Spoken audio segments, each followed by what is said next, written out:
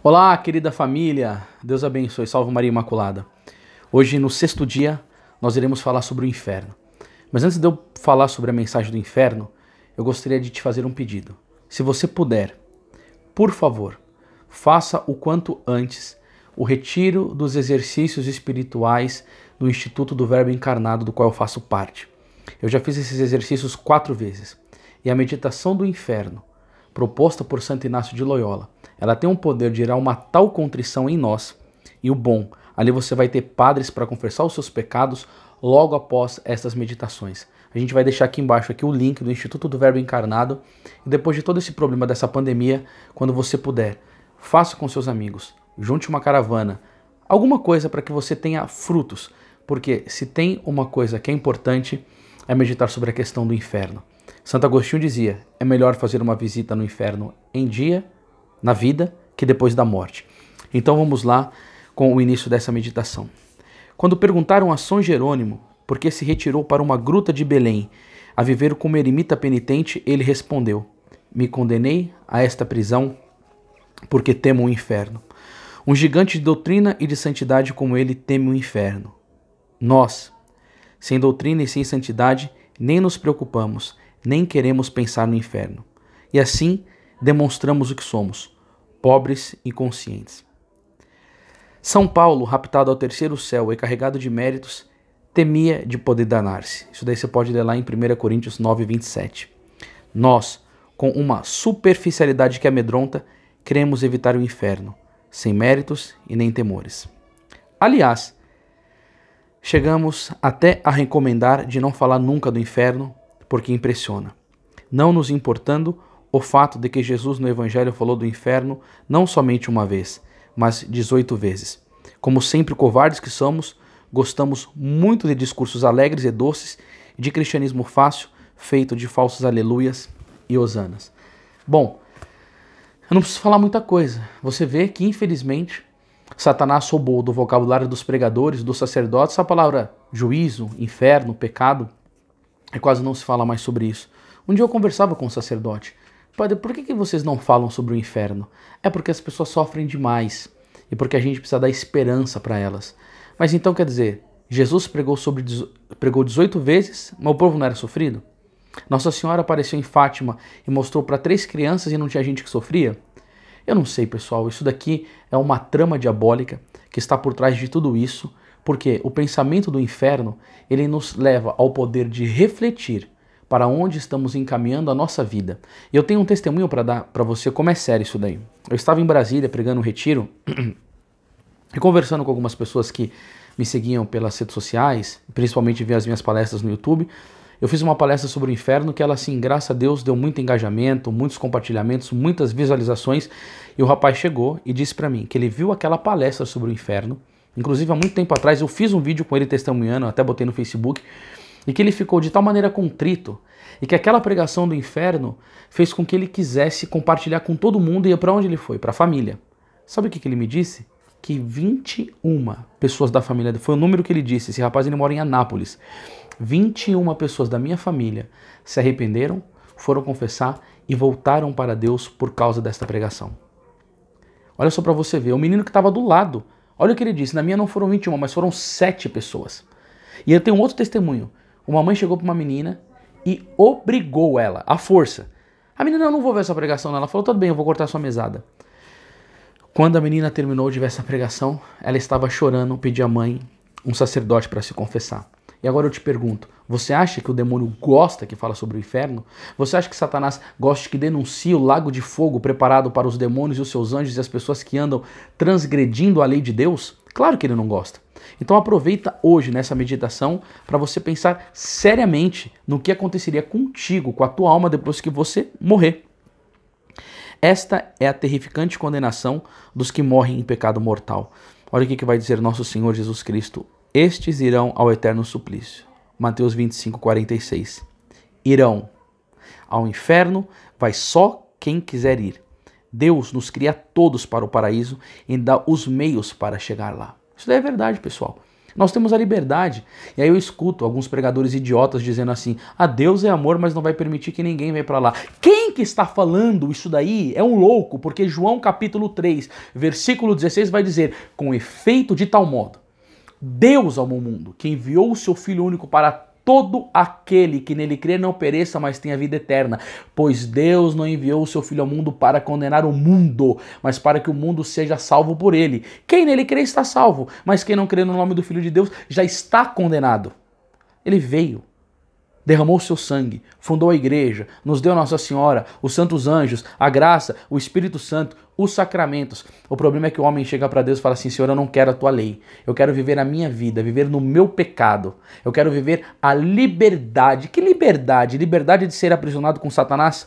Liberdade de ser aprisionado pelo pecado? E aí depois o pessoal vem com essa conversa: não, Deus é misericórdia e não vai permitir que ninguém vá para lá. Lê Eclesiástico capítulo 5, versículo 6. Pega lá na sua Bíblia e dá uma abridinha e vê o que está lá. Eu não vou nem falar para você por curiosidade e vê lá, porque eu tenho pavor.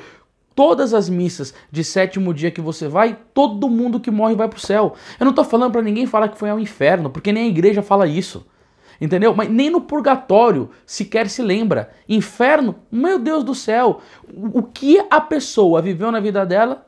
Na missa de sétimo, não, era tão bom, fazia o bem, era uma pessoa maravilhosa, não chora, ela está num lugar mais feliz que você. Aliás, ninguém pensa nessa questão do inferno. E aí, porque ninguém prega sobre o inferno, há um descontrole moral. Se essa pregação fosse feita com mais força, com mais vezes, as pessoas teriam talvez o fruto que tem em São Jerônimo, de tremer só de pensar na pavorosa visão do inferno, em estar lá, condenado, queimando por toda a eternidade. Vai continuar dizendo aqui, ó: o homem que recusa, então, sabe perder o paraíso e escolher o inferno. Ele quer isso, livremente.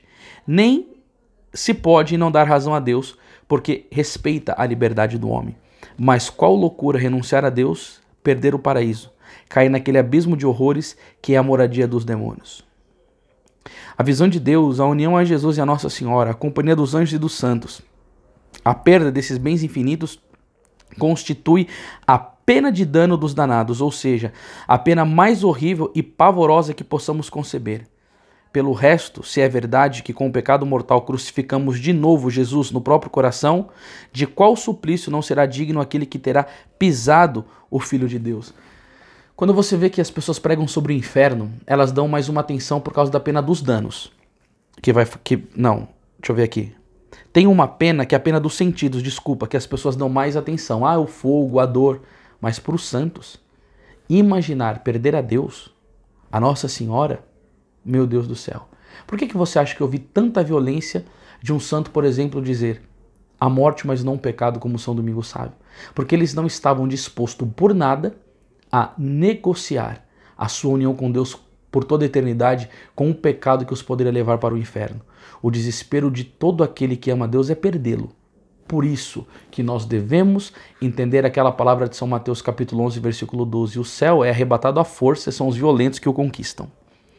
No fogo eterno, no inferno, existe também a pena do sentido, ou seja, o fogo eterno, que põe os danados como vítima dos tormentos de um fogo ardente. Pessoal, você sabe que a gente está mandando aqui esse material nos PDFs, você se cadastra e você pode ler a mensagem inteira depois, tá? Isso daí está lá em Mateus 18, 7, e em Lucas, capítulo 16, versículo do 23, capítulo 16, versículo 23 e 24.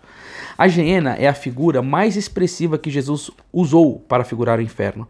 A geena é um profundo vale sobre um dos lados de Jerusalém.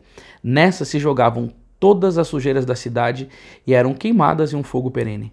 Olha que forte isso daqui que eu vou dizer agora. O inferno é o depósito de lixo do céu e da terra. Nesse se recolhem todos os anjos rebeldes e todos os homens imundos, perversos e corrompidos, mortos em pecado mortal. Todos queimarão com fogo inextinguível, odiosos a Deus pela eternidade. Marcos capítulo 9, versículo 44. Irmão, quando você escuta uma leitura como essa, o que você pensa? O que você reflete da sua vida? Você acredita no inferno? Você não acredita no inferno? Como que você vive diante dessas questões? Porque isso daqui, olha o que ele vai falar, vai recolher os homens perversos, imundos e corrompidos por causa do pecado mortal. A pessoa renuncia à dignidade de filho de Deus, recusa suas graças para ter como prêmio isso daqui. E olha que Santo Antônio de Pádua dizia, que a misericórdia de Deus ela é até no inferno, porque Deus, por sua justiça, poderia aumentar mais ainda a pena e os danos dos que estão lá. Pelo amor de Deus, você não nasceu para ir para lá, não. Muda de vida. O que você está fazendo nesse tempo de quarentena? Essa mensagem aqui vai até ser mais longa. O que você está fazendo nesse tempo de quarentena? Poxa, meu Deus, você está trancado na sua casa. Entendeu? Aproveita o tempo para você rezar, para você se unir a Deus, para você ler a Sagrada Escritura. Entendeu? É um tempo em que as pessoas deveriam colocar a mão na cabeça e ver que nós estamos vivendo diante de um totalitarismo mundial, que quem tem o poder na mão mesmo é os globalistas, são os comunistas. Você está vendo a fragilidade da igreja diante disso. Nós estamos sem Eucaristia, nós estamos sem sacramentos, esses caras têm poder de tudo na mão deles, entendeu? Eu acredito piamente que esse bichinho foi fabricado para levar a uma campanha de morte tremenda, só que todo mundo fica pensando nisso, as pessoas falam isso, vê no jornal, vê na internet, comenta, vê Facebook, vê live, vê isso, e a alma, pelo amor de Deus?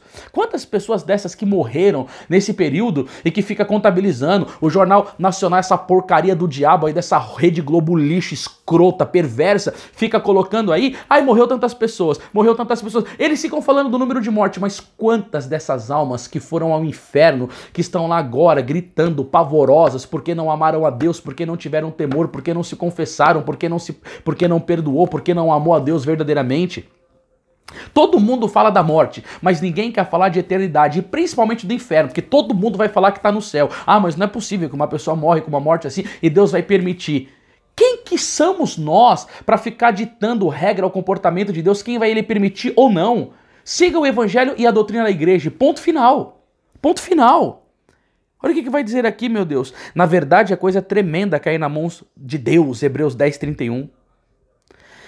Mas não se poderá talvez dizer que seja proporcional à pena eterna para as culpas do homem? Não, porque como a recompensa está ao mérito, escreveu Santo Tomás de Aquino, assim a pena está a culpa. As boas ações correspondem ao paraíso eterno, as más ações, os pecados mortais, correspondem ao inferno eterno. Pessoal, não vamos largar a mão de ser idiota. Olha para a humanidade, vê quem é que está amando a Deus. Vem que está correspondendo à graça do Senhor. E aí você vê, como vai falar aqui na visão de Fátima, sempre tem uma visão de uma quantidade grande de pessoas que estão indo ao inferno. Entendeu? E o que eles querem, esses globalistas? Perseguir a igreja. O que os comunistas querem? Acabar com a igreja. Infiltraram nos seminários a teologia da libertação. Entendeu? Porque sabe que os católicos fervorosos, santificados, como São João Maria Vianney, arrebenta com o inferno, ensina a verdade para as almas. Eles querem o quê? Levar a vocês o ensino da mentira, da estupidez, entendeu? Desse marxismo cultural maldito que não quer falar sobre as verdades eternas. Aí fica todo mundo aí dentro da igreja intoxicado pelos ensinamentos do diabo e ninguém mais prega isso daqui, ninguém mais fala sobre isso daqui e uma quantidade enorme de almas indo ao inferno. Por isso que eu digo, compartilhe esse vídeo, curta, comente, bendito seja Deus pelo mês de Nossa Senhora de Fátima. Entendeu? Que é o mês de maio agora, onde ela apareceu, onde nós estamos fazendo esse mês para refletirmos nas verdades eternas, principalmente essa terrível. E eu olho para você, pelo amor de Deus, você não nasceu para ir ao inferno. Jesus morreu por você, derramou todo o seu sangue precioso para te conceder graças abundantes para você ir ao paraíso. Todo o sofrimento dele, aquele sangue cheio de amor e de misericórdia foi derramado por você, querido irmão e querida irmã. Faça valer o precioso sangue de nosso Senhor Jesus Cristo. Faça valer. Se você é um pregador, ensina as pessoas sobre isso. Você que é um sacerdote, ensina sobre isso. Ensina essa verdade para os seus paroquianos, para que haja uma reflexão do que eles devem fazer na vida deles. O rico homem que durante a vida tinha pensado somente nos suntuosos banquetes, nos quais pensava só em se divertir, e o pobre Lázaro, que tinha suportado em paz as próprias desventuras, deixando que até os cachorros lhe lambessem as feridas, nos fazem compreender muito bem a diversa sorte eterna que tocará aos homens bons e maus. Lucas 16, do 19 ao 31. Em Fátima, a Imaculada mostrou o inferno aos 3 pastores. Ai, meu Deus do céu. As crianças eram novíssimas, 10, 8 e 7 anos. Você imagina se Nossa Senhora fosse hoje numa sala de catequese falar sobre o inferno? Alguns expulsariam Nossa Senhora e iriam dizer que ela não tem discernimento. Mas não. Ela mostrou e Lúcia descreveu aquela visão como melhor podia com essas palavras. Vimos como que o mar de fogo, emergidos os demônios e as almas, quase como carvões transparentes e pretos, queimados em forma humana, flutuando no incêndio alçado pelas chamas que saíam deles mesmos como nuvens de fumo e candentes de cada lado, como faísca de grandes incêndios, sem peso nem equilíbrio, entre gritos e gemidos de dor e desespero que aterrorizavam e faziam desmaiar de medo. Viram, disse Maria, o inferno, onde vão as almas dos pobres pecadores? Para o salvar, o Senhor quer estabelecer no mundo a devoção ao meu imaculado coração. Quando eu chego para você e falo para você montar a sua lista, o seu grupo, para você transmitir essas mensagens, para você compartilhar, para você ajudar com que esse mês de Maria, ele cada vez mais seja conhecido, ele seja cada vez mais disseminado, é por causa disso daqui, ó. Esta é a palavra-chave que norteia a minha vida. A palavra, se você perguntar para mim, Anderson, qual que é a palavra de Nossa Senhora que mais mexe com o seu coração, com a sua vida de pregação, com o seu apostolado, é essa daqui, ó. Viste o inferno aonde vão as almas dos pobres pecadores? Para o salvar, Deus quer estabelecer no mundo a devoção ao meu imaculado coração. Por que essa palavra é que mais mexe comigo? Se todo pregador, sacerdote, bispo, papa, ele tem como missão glorificar a Deus e procurar salvar as almas, qual que é o caminho mais fácil? Padre Pio, me fala um caminho, como que ele dizia? Um jovem perguntou para ele, me dê um atalho para o paraíso. O Padre Pio falou, o atalho é Nossa Senhora. Se eu quero, como missionário, salvar a minha alma, da minha família, e, por exemplo, das missões onde eu vou pregar, quero que as pessoas salvem as suas próprias almas, o melhor caminho é esse daqui, ó. Porque é ela que diz que Deus queria estabelecer no mundo a devoção ao meu imaculado coração. E quanto mais nós nos unimos em amor a Nossa Senhora, ela vai derramando graça sobre nós, virtudes, vai nos ensinando o caminho da santificação para ser livre do inferno. Você entende por que eu pedi com tanta insistência, que eu fiquei falando nas minhas lives, que eu fiquei falando na hora do Terço da Misericórdia, que eu peço que você compartilhe? Porque se as pessoas entenderem que para se livrar do inferno precisa ter a devoção ao Imaculado Coração de Maria e a comunhão reparadora, nós estamos atingindo o nosso objetivo, que é o quê? Sequestrar as almas da mão desse maldito Satanás e colocar no Imaculado Coração de Maria. E qual que é o prêmio disso tudo? É a eternidade, é a salvação da alma. Reflitamos seriamente sobre estas palavras de Nossa Senhora, eliguemo-nos fortemente ao seu coração imaculado e tenhamos bem radicado em nós o empenho de viver sempre na graça de Deus, prontos em tudo a sofrer para não cometer pecado mortal. Olha o que Jesus vai dizer, Nosso Senhor, não temais os que matam o corpo, mas que não podem matar a alma. Temais, ao invés, aquele que pode fazer perder a alma e o corpo na gena.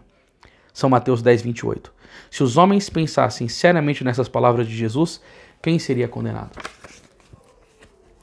E essa historinha aqui é demais. Nossa Senhora, meu Deus do céu. Pessoal, lembrando, se vocês quiserem obter esse PDF para ler no seu silêncio, entre no nosso grupo que vai estar aqui no link, no Telegram, para você receber diariamente essas meditações. Como morre um danado? São Clemente Hofbauer, apóstolo de Viena, foi visitar um moribundo não crente e foi recebido com insultos. Vai para o diabo, frade. Por que nos vai embora? E aí o frade respondeu, porque quero ver como morre um danado, respondeu o santo. Com essas palavras, o moribundo fica impressionado, fica mudo. No entanto, São Clemente invoca Maria com ardor. Pouco depois se ouve o moribundo soluçar e enfim exclama, Padre, perdoai-me. Aproximai-vos. Se confessa entre lágrimas e morre invocando Maria, refúgio dos pecadores. Que história maravilhosa, meus irmãos. A misericórdia imensa de Maria, escreveu São João Crisóstomo, salva um grande número de infelizes que, segundo as leis da divina justiça, iriam ser condenados. Confiamos nela, então, com toda a confiança. Por isso que eu gostaria muito, de verdade, que principalmente nesta meditação sobre o inferno você fizesse um comentário do que significa a devoção a Nossa Senhora na sua vida e a esperança de poder tê-la como refúgio dos pecadores. O que significa a Nossa Senhora na sua vida? O que você espera dela, desse amparo, dessa graça? Escreva aqui para nós, isso daqui é muito importante. E agora a gente vai para os nossos votos diários. Repetir humildemente, minha mãe, minha confiança. Então hoje você vai falar várias vezes, minha mãe, minha confiança, minha mãe, minha confiança. Oferecer o dia pelos pecadores moribundos e ler e meditar a parábola do rico e pulão, que está lá em São Lucas, no capítulo 16, do versículo 19 ao 31. Eu rogo ao coração imaculado de Maria que este dia seja um dia de graças na sua vida. E se você ainda não é inscrito no canal, se inscreva para que você receba essas nossas notificações e o mês de Maria continue dando frutos na sua vida espiritual. Da minha parte aqui agora fica um abraço, salve Maria Imaculada e viva o Verbo encarnado.